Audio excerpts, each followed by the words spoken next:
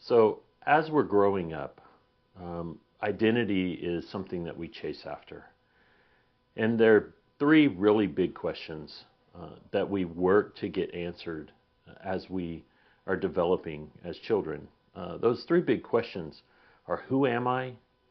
Am I loved? And do I matter, or do I have significance? And the way we get those answers really helps to shape a lot of who we are. But the important thing as we think about these as parents is we have to deal with those ourselves before we can really help our kids deal with those questions. Because if we're bringing our own hurts and pains and struggles into the parenting arena, those filters are what really affects how we work with our kids. I think it's tricky too, because I don't even think we realize we're asking these questions. Absolutely. And we definitely don't realize that maybe even if we knew we were asking those questions, that our answers may not be what we think they are. Yeah. And so I think that even the first step is to even, recognize that these questions are all things that we're all searching for, because God created us to search for those answers for those questions. Absolutely. And we never grow out of those questions. Yeah. We're in every arena, in every relationship, we're trying to figure out the answers to those questions. Right. Am I loved?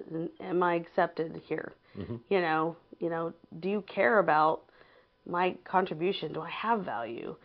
And, can I be safe to be myself? I mean, these are all things that we bring into every situation. Absolutely. And even as we become Christians, right, we have a new nature, right? We have new life, for the old is passed away.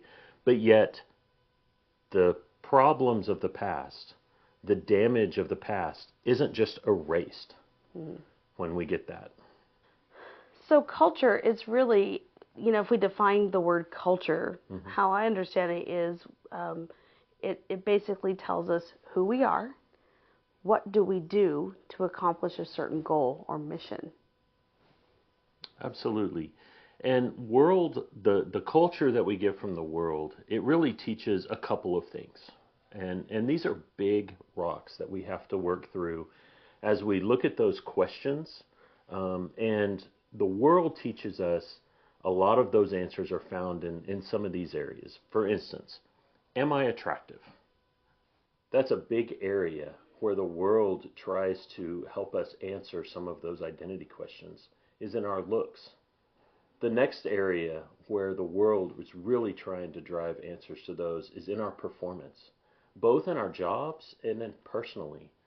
And as we try to chase the latter in today's society, a lot of the answers that we may find to the am I significant is found in our jobs. And that's not healthy. And then finally, really in our social circles, right? Who do you know? Who is liking you on Instagram or Facebook? Who are you liking? Whose name can you drop? So I think it's important for us to understand that how we end up trying to answer those questions or get those needs met for acceptance, security, and significance is really first formed and shaped in our belief system. And those beliefs are a result of our experiences. So we have experiences that shape what we believe, and from those beliefs we choose. We have fruit or actions that result from those beliefs. And so it makes it apparent that we have to go back.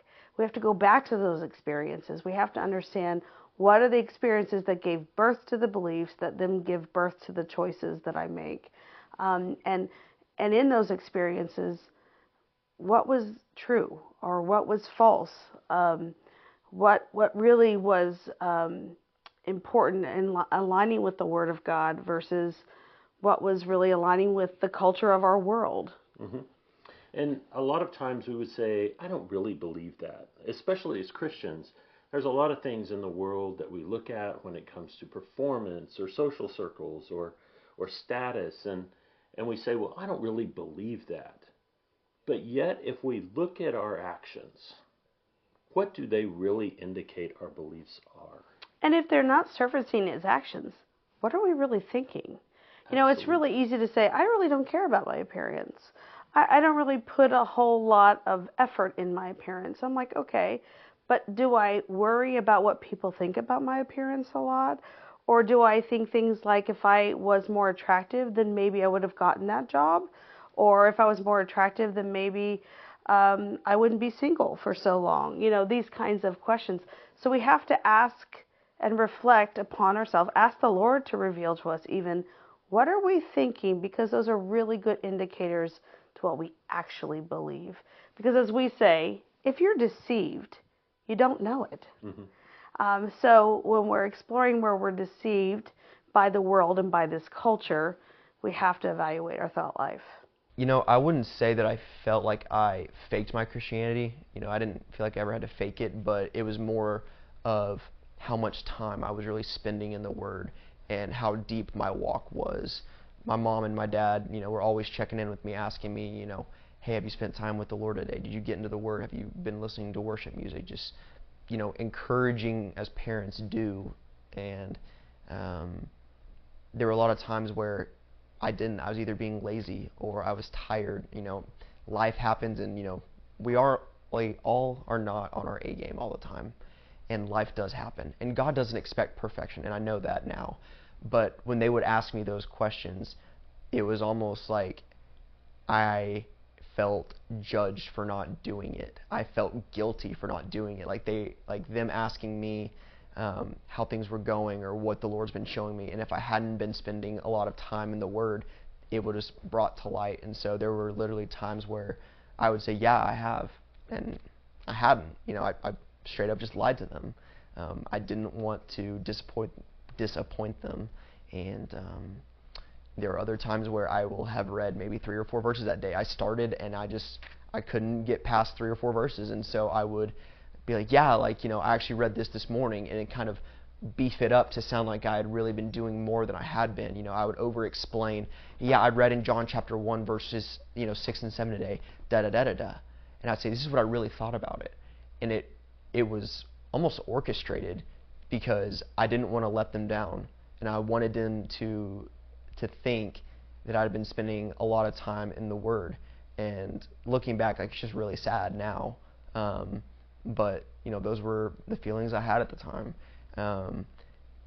And so it wasn't that I had to fake being a Christian because, you know, I accepted Christ into my heart when I was 7 years old and been walking with Him since. But, you know, as believers, we have these phases. You know, we're really on fire, something really happens in life. We're really on fire, and it's just cyclical.